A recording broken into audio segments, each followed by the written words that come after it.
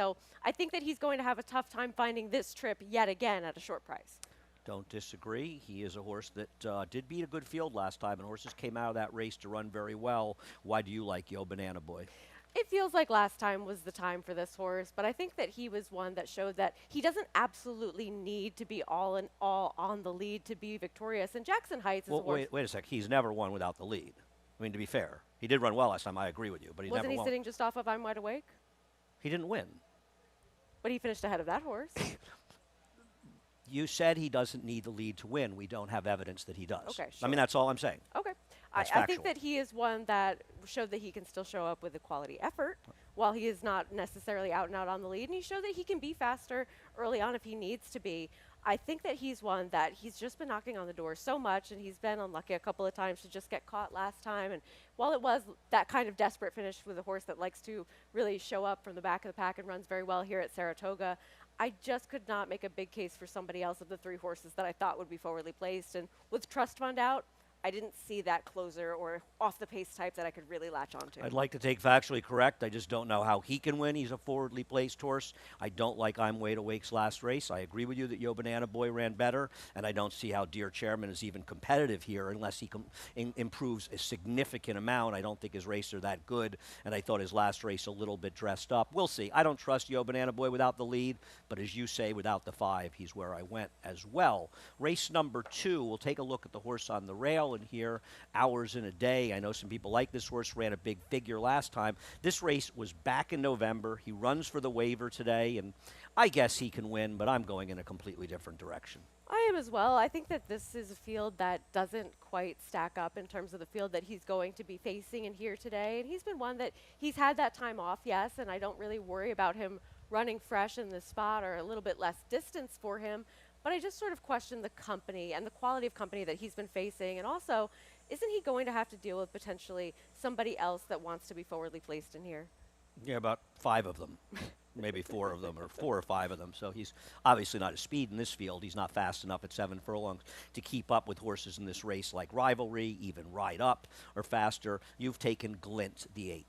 Yeah, this one coming in towards the outside in here. He's been forward over his last couple of races, but I don't think that that's going to necessarily be the all-out tactic, and I just respect the kind of fields that he's coming out of relative to the types of competition that some of these other horses have been facing. I think he's just been facing better types than these and draws well towards the outside. Just seems to be very logically spotted here. I have absolutely no argument with that, except he's going to be a very short price in this race with Irad Ortiz riding, but I agree. He's the horse to beat in here. I'm going to take a shot with Just Clarity, who's also dropping down.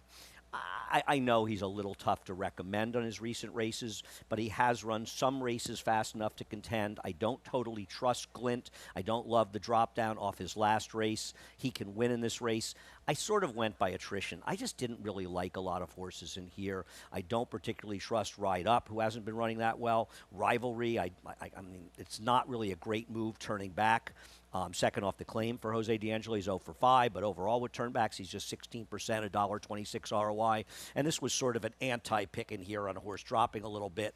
I don't know that he's good enough, but I didn't want to pick Glint at a short price, and he was my best option. I don't blame you. I think with Ride Up, it just don't like seeing those gait habits become a pattern with him, a horse that generally does better when he's forwardly placed and hasn't really been in that kind of position early on in his last 2 races. Plus, I thought there would be some other speed for him to contend with in here. Race number 3 at 5.5 furlongs on the turf. We'll take a look at Trading Trouble, and I have no problem whatsoever with Trading Trouble being the horse to beat. He ran very well last time. He was in attendance the pace, and he got a good trip, but he still ran extremely well in here.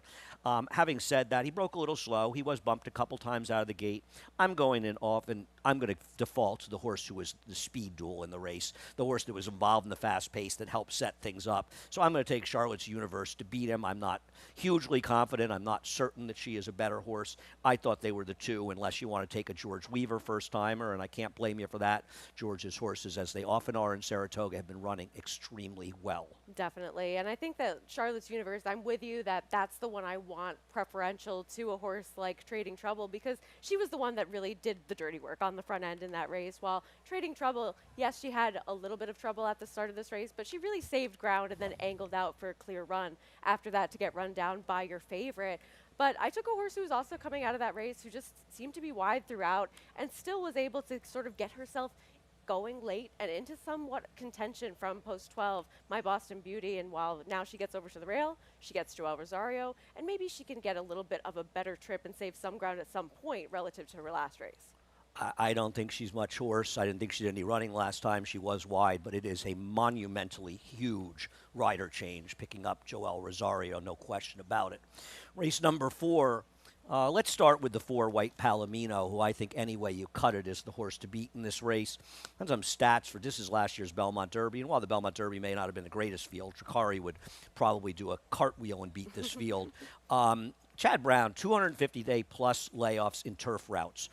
44 for 174, $1.96 ROI, 25%.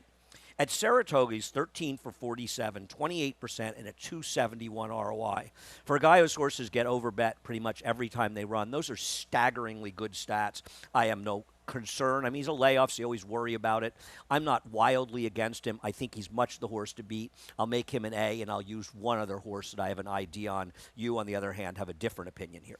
I just think that he's one that he's faced the class relative to this field, but he's one that also, when he's been successful, has gotten some very beneficial trips. And I just want to see what happens if he has to deal with another horse that likes to be forward in Laurel Valley, whether or not they actually have some pace develop here or not. Really remains to be seen, as it always does. But if that were the case, I thought that the price would just be right on Jurisprudence, who comes in here still relatively lightly raced, is one that I thought made up some good ground to win over what was a softer field than this one by far on debut, but then rained off the turf last time out. And maybe we don't know how good this horse really is, but I think this one could get a nice kind of trip if White Palomino is pressed a little bit. I put Common Defense on top in here. I feel like if you're going to try to beat the 4, you're supposed to do it with a horse that's a bit of an unknown. I think the ones we know in here, Be of Courage obviously has a chance. I suppose Laurel Valley has an outside chance to wire the field. Kind of a tough spot, though, for him. Common Defense has plenty of turf pedigree. Not only is a half-to-1 turf winner, but it's a Caraconte, and it's the Courtly D family, which is one of the better turf families going back generations. And Common Defense really is clearly a talented horse. Kenny tried to get on the turf last time out, comes back here. So for me, if the 4 loses, it will be to a fuzzy in this race. You do have Laurel Valley second. I do. I just think that he's one that he's run well fresh before, and you really sort of know what the game plan is with this horse. He likes to be forwardly placed in his races, and while he's not exactly an overwhelming winning type, I just sort of know what I'm getting with a horse like Laurel Valley. I don't think he's good enough in here, but I can understand some of his merits. Be of Courage, I think, is dangerous. I mean, he ran an amazing race last time as a complete runoff and almost stole it, and then who beat him is pretty good. I mean, this is like half the lead that he had the whole race. I think we all watched this race thinking, Javi, what are you doing? He's just going to fall apart completely. And I don't know. Maybe there was some genius to Javier's ride. He doesn't get back, but he does get Ricardo Santana, who's, ridden incredibly well up here. And I think he's a very dangerous horse. This was a different dimension for him. He's not usually forward, but maybe he'll be more forward in this race, and maybe it'll be beneficial to him in here. I think he is a threat. He would be my third choice. I don't blame you. I just want to see that last race again, especially with some other horses that do like to be forward and the slight cutback for him. Okay, I would disagree and think he's run even better races than last time in the past, but we can agree to disagree. Race number 5. We'll start with Amundsen, who finished second last time, just because he is one of the cooler horses in training. And I just thought he was kind of an interesting horse in here, as he always is, but I didn't want to take him on top. I had picked a couple against him. I ended up scratching into him for second, but he's probably the horse to beat, the old pro. He is. The thing is that you're just dealing with an entry that he's coupled with a horse who's likely to take money on the big class drop with Looms Boldly, and both of them certainly can win this race. I just think that with your price cut so much by a horse that I would rather honestly bet Amundsen than Looms Boldly in this spot with a big drop in class. I think that Looms Boldly is going to take a lot of wagering attention. It's really going to impact whatever price you might have gotten on Amundsen, even though it would have been short either way. Okay. We'll see if that's the case. What's the case for Fitzpatrick? If I wanted somebody else, I wanted somebody that was a big price last time and at least competitive enough with a horse like Amundsen. Needs to take a little bit of a step forward and run back to some of his better races. But Fitzpatrick is one that he was coming off of that layoff last time and maybe can take a step forward now and get back to some of the types of races he was running where he's going to be just a little bit off the pace and sit maybe second flight in here. See what great Richie M does off the claim. We both got him third in here. I don't love horses claimed away from Flying P, but, he is a horse that I know they took the big drop to try to get a win last time. It worked out, and he does have some back races. He can't just be dismissed in this race. No, absolutely not. I think that Show his last race, guys. he's one that, again, you mentioned taking away from Flying P in here, but going to ample and qualified connections as well. And he just seems like he's one that he was running in over his head, and now Do we have that logically replay, spotted. Eddie? I'm sorry. Here we go. Logically spotted, he was able to do something like this. And I think that this is a spot that fits him well as well coming in today. I just thought that we were going to end up with a short price on him, and he was likely to be the second choice. Yeah, no, I've got no big problem. I'm going to take a shot with Showtime in this race. Look at them stats. Trader switches on the dirt. Norm Cassie is 8 for 20 with 15 hitting the board and a 397 ROI. 4 for 9 of those were in sprints with 8 hitting the board with a 383 ROI. His turnbacks, I think he's 0 for 2 in there with a couple of seconds, though. So I think he's just an interesting horse who has some back form going back. Norm has given him some time. This is a horse that goes to the same barn, but I feel like this is a very positive trainer switch from a trainer who had a low percentage going to Norm, who does not have a low percentage and is an exceptional trainer. I thought he was interesting as sort of a new face in the crew, cutting back in distance, and I have trouble not taking turnbacks in here. So I thought he was an interesting alternative to both the 1 and 5, who are the horses to beat.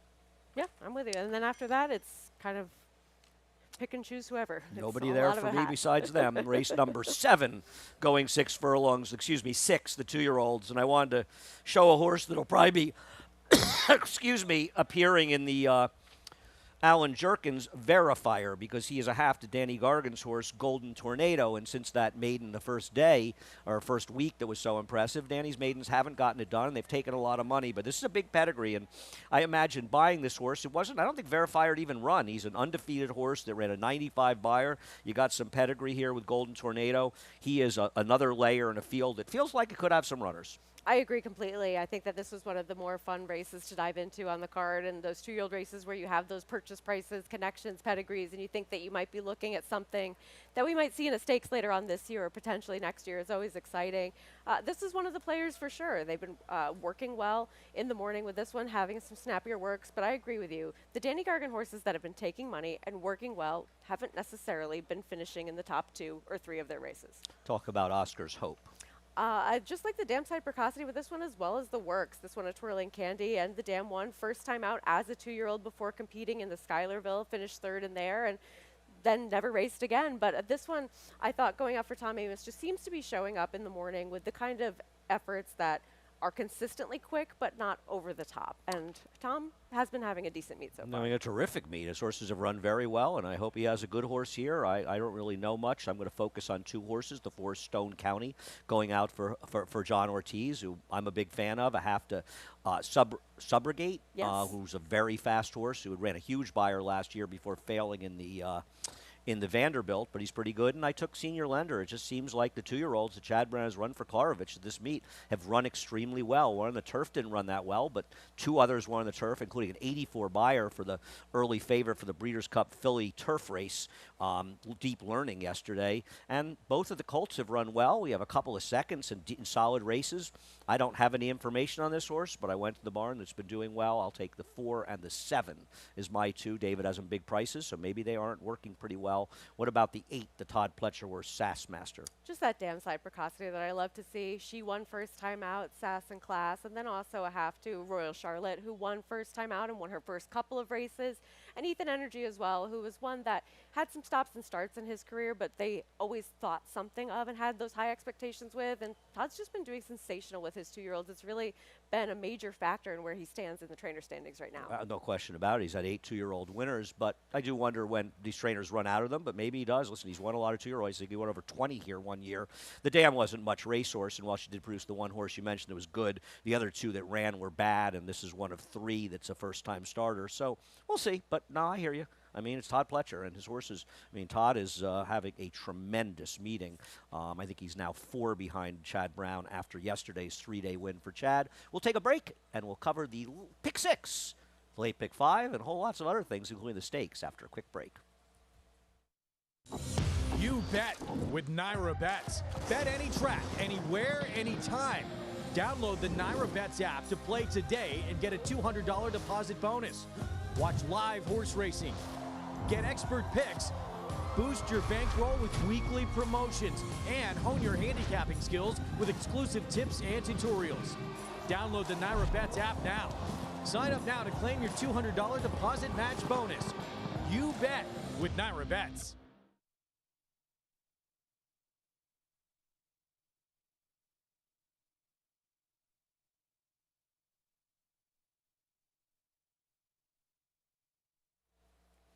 Welcome back to Talking Horses. Sarah Albadwi and Andy Serling. Race number 7 at Saratoga. The 7 exact estimate. We'll take a look at his last race, and I feel like he's close to a cinch in this race, and kind of like that race earlier today. If he loses, I think he'll lose to a horse trying the turf for the first time, because I don't see anybody in this field that can beat him. He was off the rail last time. This was a very, very strong rail this time at Aqueduct. The winner was on the rail. The second horse who came back to win was on the rail, albeit with a very, very good setup, but still he did come back to win. He chased outside. He never gave up. He's a 6-year-old. Of course, he's running for $75,000. He's run for 100 in the past, but he consistently runs well, and if he shows up, someone's going to have to run better, in my opinion. They've been running to beat him.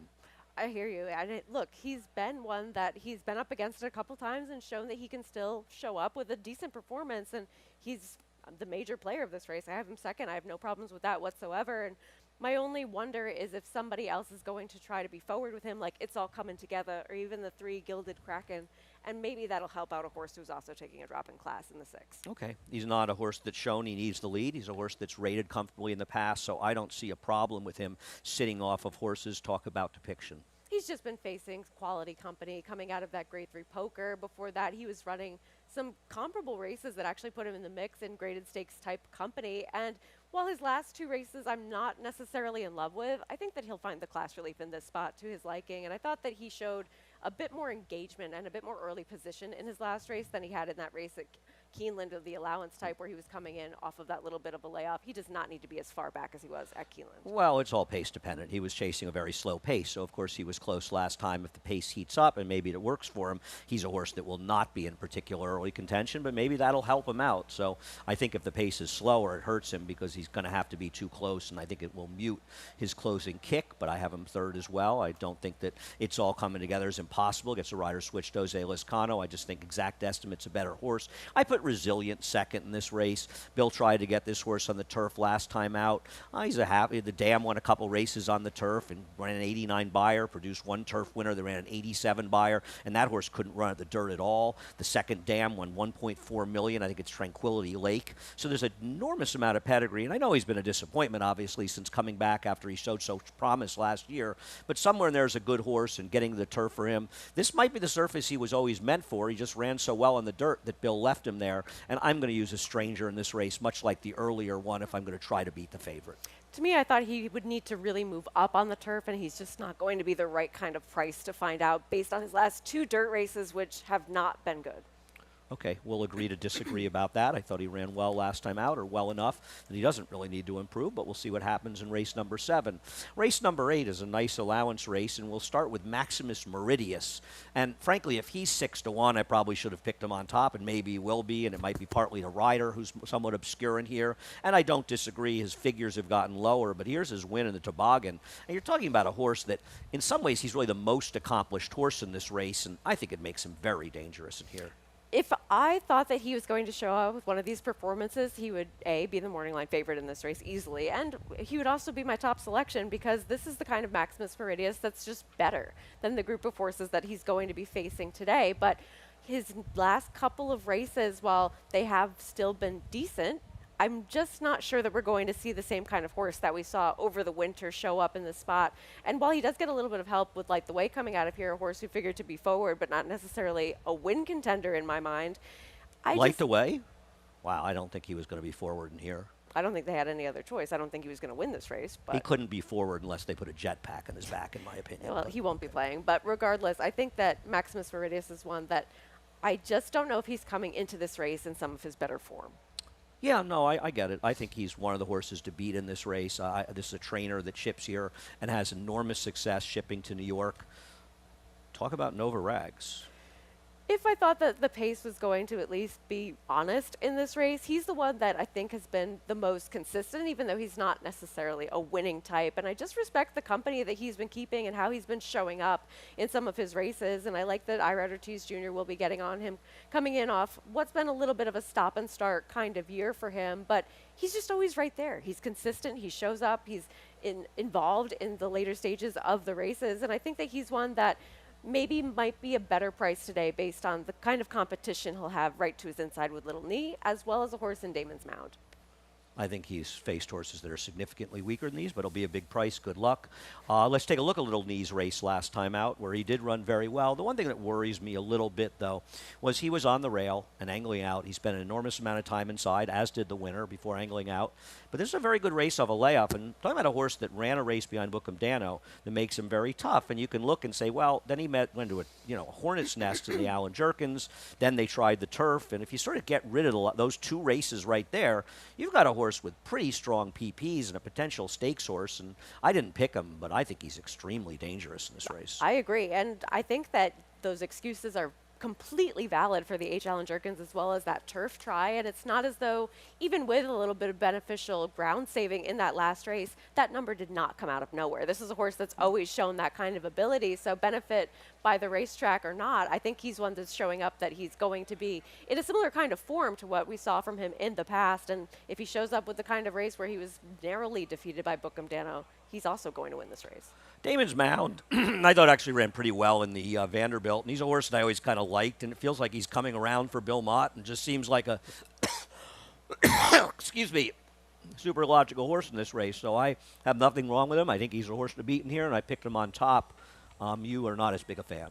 I think that he might have a little bit more of a test in here after being forward in his last race, and I wonder what the tactics are going to be with him today, because I don't think that that necessarily needs to be where he's positioned, but I just had more of a murky read on him. I think Surveillance is very dangerous in this race. He's got some really good races. I don't care about his turf race last time and the True North the time before that in the slop, and I just think he's a super logical horse in this race and gets a good outside draw. And he feels like a horse that could get a little bit forgotten about, though he is stake-faced, and Kendrick is riding extremely well at the meet. He's kind of not getting the credit he deserves because so many people are riding very well, but we'll give it to him. And if this horse is the third choice, I have no problem with him either. I think this is a very competitive group, and you might find those prices that are just not the focus of the general wagering, and maybe that's the way to go. See what happens in the Saratoga Oaks next, as we'll take a look at the Memories of Silver, a race where Laurelin, who might be the favorite on the outside, running against Opulent and Restraint, who has improved a lot since that race. And Laurelin is one that she's going to be a short price in here because people like ones. They like seeing a horse that's coming in undefeated with that record. And she hasn't proven herself as a massive standout over this group, narrowly defeating Opulent Restraint last time.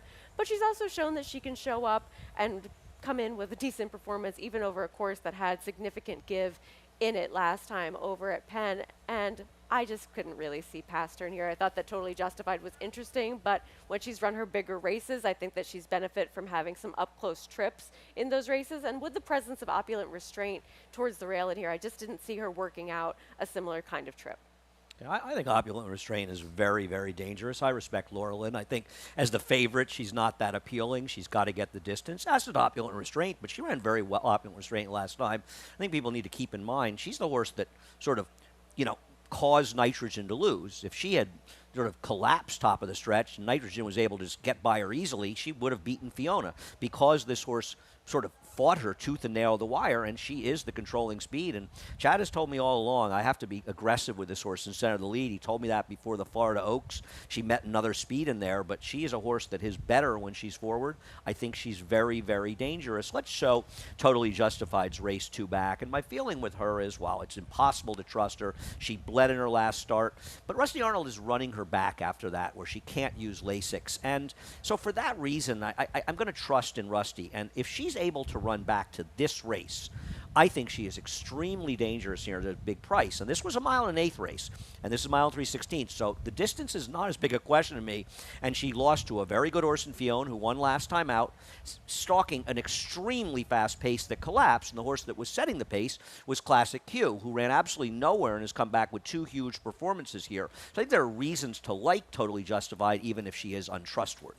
And I think that that race two-back that we just took a look at, it shows that she doesn't necessarily need the lead to be effective. She was able to sit off what was decent pace and still be able to get a decent job done in that spot against a horse that we saw come back and do very well to win over Nitrogen. And I just wonder, though, based on that last race and based on her having some fortunate trips in the past, if she takes a challenge from a horse like Opulent Restraint in this smaller field, I just didn't want to trust her completely in this spot. Well, you just said that she's better off stalking, which I agree with you, and so she won't be facing that early challenge from Opulent Restraint. I'm she confused. also didn't win with that kind of trip. Well, I mean, she stalked when she won the PG Johnson last year. I mean, she lost the Jessamine. She had a very good trip in that race. Okay, she stalked when she won it, though. You can say that, but maybe she gets a good trip stalking Opulent Restraint. She's a big price, and I think you take out that last race where she bled, she's a little bit dangerous near. What's the story on the 4 Evershed? I just wanted somebody that was coming in as a new face that has at least that room for some upside, having only the 1 start so far this year as a 3-year-old, and she has to get faster, but I like the 2 efforts where she was able to get the victory, and just seems like one that could be a price that's progressively improving. I get it. This is not a particularly strong field. I am shocked that only 6 would enter a race knowing Nitrogen wasn't running and running in Alabama last week. I'll just never understand. But then again, you can run them at Kentucky Downs and get them ready for the next year after that race. Go-Go Boots. Win or lose here, this is an extremely smart idea to ship her over for this race.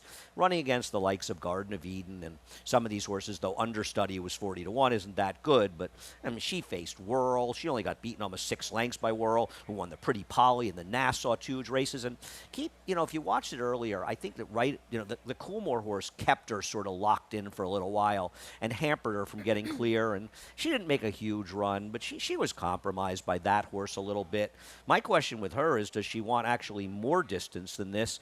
And I just don't know quite how good she is, but win or lose, they made a very smart decision shipping her for this $500,000 race. I agree, and I think there is a possibility, and you and I didn't go in this direction, but there is a possibility that she's just a little bit better than these horses that she's going to be facing today. But I agree with you on the distance. I think that she's one that might appreciate more of that marathon type, and while she is getting distance in here, I just sort of want to see how good she really is, because those last 2 races, it's hard to judge what she's going to do today based on the kind of company that she was in against in the last 2. See what happens in the Saratoga Oaks. Race number 10 is the Resorts World Casino Sword Dancer, and we'll start with the leader of the division. He and Farbridge and Deterministic right now, you'd have to say, are probably the 2 leading turf runners in the country, different horses, and he's good. The question with him is, can Joel find that rail position? But he's so good at doing it, I don't have any reason to believe he won't try his best, and he's been successful pretty much every time. And a big feather in his cap is just how adaptable he is. He's a horse that can be forward. He can take back a little bit if need be. And Joel Rosario fits this horse so well. They have a good relationship and really seem to get along with one another, where Joel has a lot of confidence in this horse, but also isn't afraid to be where he needs to be, regardless, depending on how the pace is or is not playing out with a horse like Farbridge. I just think that he's going to be one that he's a short price in here. He's not going to win it the same way as he did last time, though he doesn't need to. And I think that he has shown he can handle different types of ground to work with, whereas others maybe have been a little bit more up against it, having to deal with some horses with more give in it that he has. And maybe their performances have been a little bit less than they would have been if it was a firm course. I like El Razine, the horse who finished second to him last time. He rode the rail for most of the race, but he did angle 3 to 4 wide in the second term, and that was a time you really wanted to be on the rail here. So I thought El Razine actually really ran well in finishing second, not that much worse than Farbridge, and he's all upside. El Razine, to me, is like Channel Maker, a horse that I had sort of an inclination for earlier in his career with the kind of confidence Bill Mott was showing him, similar to what Todd Pletcher's doing with El Razine. And when good trainers are confident with horses that look like they could be a little overmatched, I tend to think that they're not as overmatched as they look, and I think El Razine is improving in leaps and bounds, and today is the day for me to make a score with him. Today is the day to win if I'm right about him. If I'm wrong, it'll just be another losing bet. Nation's Pride, we'll take a look at him winning the Arlington Million. I have a thought about Nation's Pride. He was not the Godolphin runner who was originally running here, and maybe this is completely crazy, and I'm sure some people, and maybe rightfully will think I'm crazy. I'm not sure he's not more of a pace setter in today's race, and I think they're going to come sending out of the gate with this horse and hopefully setting it up for their other runner. I don't know if that's ultimately the plan in here, but I think it's an interesting theory to have. And I think that he's one that I've never been his biggest fan. He just seemed to be this overbet horse based on connections coming into space, some fields that he was better than for quite some time. But his consistency over time has really impressed me and made me more of a fan of his, where he's been so well traveled. And it just seems as though if he doesn't show up in a race, there's usually a valid and understandable excuse for it. And I can give him that for his last start when he didn't really run quite that well in the Dubai turf. And now coming in off that bit of time, I'm not worried about the layoff for him. I think he's one that's a little bit more tactical.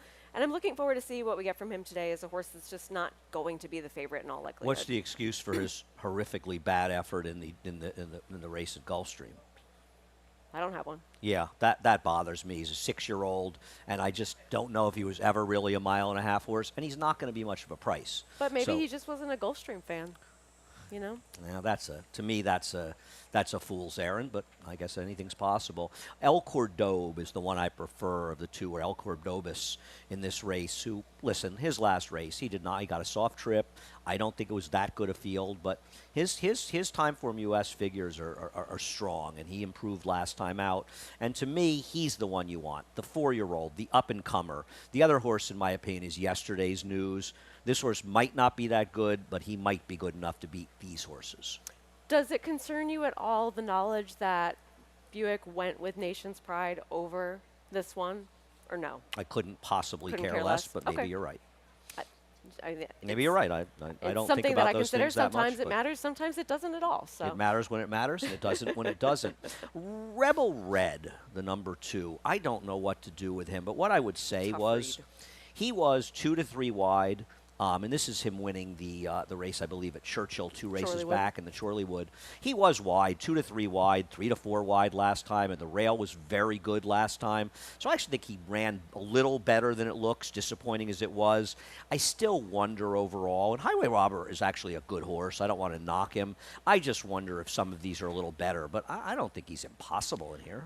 no, I don't either. I think that he's going to be facing some horses that are pretty tough in both Farbridge and Nation's Pride, and potentially El Cordobes as well. But I think that he's one that's been a little bit unlucky in many of his races, where he had that wide trip last time. Then 2 starts ago, he didn't finish the race because he clipped heels. And then he was running some decent numbers and competitive races against some of the top company at that time. So I didn't want to be completely dismissive of him, but I think that he might just not quite class up to the best in this field. I thought Vote No is a horse that's moving in the right direction for Kelsey Nanner. That horse was wide as well, 3 wide, 2 wide, got the rail late, but ran a lot better than Rebel Red in there. And the horse that I don't know what to do with is Utah Beach, because he ran a huge race 2 races back, and then his last race was inexplicably bad. I'm a big fan of Nacho Correas, his trainer. I've been friends with for years. It's glad to hear he's retiring. We wish you a great retirement. He's retiring at the end of the year, and he's had a very long and industrious career. The man who trained Festine to break his maiden down in South America, and old people like me remember how good Festine was a long, long time ago. Ron McNally, I think, trained him in California. See what happens in the Grade 1 Sword Dancer. Race number 11. This was a very interesting race, and let's talk about Practical Love last time. And I think Practical Love is a horse you have to sort of look at his dry track races. And if you look at her dry track races, her last race isn't the surprise it appeared to be. And I don't love her in this spot, but she ran fast last time, and I don't think she's impossible in a tougher field today. I don't either. And look, she's one of the ones, right? And what I think is a super contentious race. I just thought that she was going to be one of the ones that took some of the wagering attention, given that she did get that victory in here with a decent number with that 88 by her speed figure, which was a big improvement for her, but not one that's outside of the realm of just natural progression based on those dry track dirt races, as you said. So I have no problems with her necessarily, but I ultimately just went in different directions overall. I want to see that last race again at what's going to be a shorter price. I think Alieska is much the horse to beat in here. I prefer her a great deal to Next on Stage, who, I thought the track was relatively fair, but Speed did pretty well, and I just kind of want to see that kind of race from the 8 again. So she's going to beat me, whereas Alieska, even Chad Brown had said she might need a race to me last time, and she lost to Ragtime. I picked her second. You don't really like her, but I think she's the horse to beat in here. That's fair. And look, she is one that she did take that big step forward, and it seems as though that was one that made sense given that progressive improvement from 2 to 3. I just think that she's one that she wasn't that far back early on in that race while it was difficult to make up ground in there, but I really don't know who in here is going to out and out be the clear pace setter if it's not next on stage, because there have been horses that have been forward, like Practical Love, but I just didn't necessarily see confirmed early speed outside of next on stage. Well, right. The problem is you've taken a horse, and we'll look at her in her race last time out, a DQ race where she finished third. Isn't she going to need a lot of pace to get the job done in here? I don't know how much pace she really ultimately needs, but she needs to get a little bit faster overall. I think she's one that I've always had a little bit of a thing for, and she comes in off of what's been an extensive layoff for her, and she is a horse that needs to improve. But when you look at the kind of company that she was keeping back when she was a 3-year-old, she was facing some of the top 3-year-old fillies at that time and running well and competitively against them when they were decent, finishing second to Power Squeeze, running against Gunsong, Where's My Ring when she was good, and just I know that camera and headline numbers have not turned out to live up to the kind of hype that either of them really had, but they're both decent types who would be short prices in this field. So I like her on the slight cutback in distance, and we'll see what we get. Sugar McGay cutting back on turnbacks is 9 for 54 over the last 5 years, 17% with a 69-cent ROI, 250-day plus layoffs. His numbers are just really, really weak, and she looks to me like a horse that Shug is using a sprint race to prep her to stretch her out in her next start. I'm very interested in Chatter, and I know that Chatter's a horse that's too slow on paper to win this race, but I don't want to get too caught up in that. First of all, I'm a John Ortiz fan. He ships her here knowing that if she's going to run in a non-winners of one here, she's going to face some buzzsaws. And, you know, the figure she ran last time, the 75, the 73 in the last two, well, those were races that were 7 or more months ago, and she has every right to improve 12, 10 to 15 points from there, which makes her a huge contender in this race. For a good trainer, she can be forward in here. I don't think there's a lot of pace, so I thought Chatter was extremely interesting. I'm going to use the 5 Chatter and the 3 Alieska. You have Limes Don't Lie as your second choice. Yeah, this one I just thought was a little bit against it in that last start where she was just going a little bit wider on that stretch out in distance. And I like the slight cutback for her in here, a horse who's shown that she can run decently in her first couple of starts. Needs to take a step forward, needs to get a little bit faster, needs to sort of show that she can improve off of that good 2-year-old race. Race number 12, I think we both picked a horse whose name I'm not even going to try to pronounce. We'll take a look at her race last time at Monmouth where she finished third. She picks up Ricardo Santana. She raced against some good horses. She consistently runs good figures. She should be forward. He should be, and he's just the horse to beat. Yeah, just seemed like he was a standout within this group, as well as the kind of early position that I thought this horse could have. And while it's not as though there's nobody else in this field that has the ability to be forwardly placed, I just thought that this one has been consistently running the best, facing the best horses overall, and hasn't gotten lucky to get a win in a while. But when you look at that race going back, finishing behind Rhetorical would be what price in this field? I agree. I think he's just a super logical horse, and I do think Amplitude will run better, but he's, you know, a shorter price in the morning line, and I don't need to take him as a plotter, but he is second off a layoff, and the barn is obviously going extremely well, so I think he'll run better, but at a similar price, I would rather take the 7 in this race. I think Charles J is a bit interesting. Got a reasonably good trip last time, but it was a race the pace held together, and he's just a horse that consistently runs numbers that are good enough. You've got El Larry second. I don't like the race that he's coming out of last time. Yeah, that's fair. I thought that he was one that could have been a little bit more impactful in that last race than he was, but I don't want to hold it against him completely because, well, Mr. Tonic isn't exactly a winning type of horse. He's a very consistent type of horse, and so finishing third to him after being forward in there, not necessarily a disgrace, though I think this is a tougher field. And he has a speed, and we'll see if Skylar Starship shows the speed that at least it looks like on paper he should show. Head over to Naira Bets, use the promo code SPA200, and we'll match up to $200 of your initial deposit. Play any track, anywhere, anytime through Naira Bets. 5 times points on exactas at Saratoga. Opt in for that. Today's card, we have a $10,000 hit and split, the late pick 5.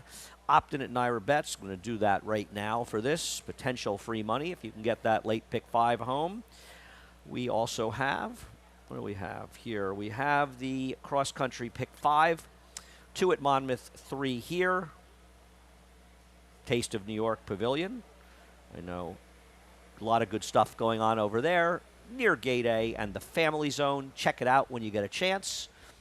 We also have the Corgi Cup tomorrow. It should be a lot of fun on Sundays. I kind of like these fun things we're doing on Sundays. You know, Sundays around here sometimes can seem a little slow, and I thought Kids Day was a lot of fun, and I think this is going to be fun. I know I'm an old tips? fuddy-duddy, but I think this is a fun thing to add to the day. If people are having a good time, enjoying something, I am all for it. Finally, we're on a lot of different networks today between 12:30 and 7. FS2, FS1, FS2, Fox, and FS1 Fox from 3 to 6, covering the big races as well as others. Sarah, thank you. Thank you for watching. Frank Miramati up next as he prepares for another 12-race Saturday here on a gorgeous day in Saratoga. Good luck. You bet with Naira Bets. Bet any track, anywhere, anytime. Download the Naira Bets app to play today and get a $200 deposit bonus. Watch live horse racing. Get expert picks. Boost your bankroll with weekly promotions and hone your handicapping skills with exclusive tips and tutorials. Download the Naira Bets app now.